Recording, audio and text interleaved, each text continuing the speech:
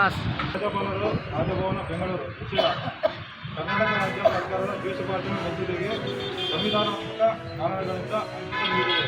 ಪರಿಶೀಲನೆಗೆ ಹಿಂದೂ ವಿಷಯ ಕುರಿತು ಮತ್ತು ಬಾಂಗ್ಲಾದೇಶದಲ್ಲಿ ಹಿಂದೂ ಅಲ್ಪಸಂಖ್ಯಾತರ ಮೇಲೆ ನಡೆಯುತ್ತಿರುವ ಹಿಂಸಾಚಾರ ಹತ್ಯೆಗಳ ಕುರಿತು ಕಳವಳ ವ್ಯಕ್ತಪಡಿಸಿ ಕರ್ನಾಟಕದಲ್ಲಿ ಅಕ್ರಮವಾಗಿ ಸಾಗುತ್ತಿರುವ ಬಾಂಗ್ಲಾ ರೋಹಿಂಗ್ಯಾ ನುಸುಳುಕೋರರನ್ನು ಪರಿಶೀಲನೆ ಹಾಗೂ ರಾಜ್ಯದಿಂದ ಹೊರಹಾಕಲು ಕ್ರಮ ಕೈಗೊಳ್ಳುವಂತೆ ಮಾನ್ಯತೆ.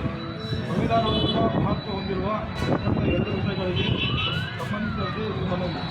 ಕರ್ನಾಟಕ ರಾಜ್ಯ ಸರ್ಕಾರದಿಂದ ಅಂಗೀಕರಿಸಲಾದ ದ್ವೇಷಭಾಷಣ ಮಸೂದೆಯು ಸಂವಿಧಾನ ವಿಧಿ 19(1) ಅಡಿಯಲ್ಲಿ ಖಚಿತಪಡಿಸಲಾದ ವಾಕ್ ಮತ್ತು ಅಭಿವ್ಯಕ್ತಿ ಸ್ವಾತಂತ್ರ್ಯಕ್ಕೆ ಗಂಭೀರ ಪರಿಣಾಮ ಬೀರುವ ಸಾಧ್ಯತೆ ಇರುವುದರಿಂದ ಸಂವಿಧಾನದ ವಿಧಿ 200 ಅಡಿಯಲ್ಲಿ ನಿಮ್ಮ ವಿವೇಕಾಧಿಕಾರವನ್ನು ಬಳಸಿ ಅಂಕಿತ ನೀಡದೆ ಪುನರ್ ಪರಿಶೀಲನೆಗೆ ಸರ್ಕಾರಕ್ಕೆ ನಿರ್ದೇಶಿಸುವಂತೆ ವಿನಂತಿಸಲಿದ್ದ ಮನವಿ.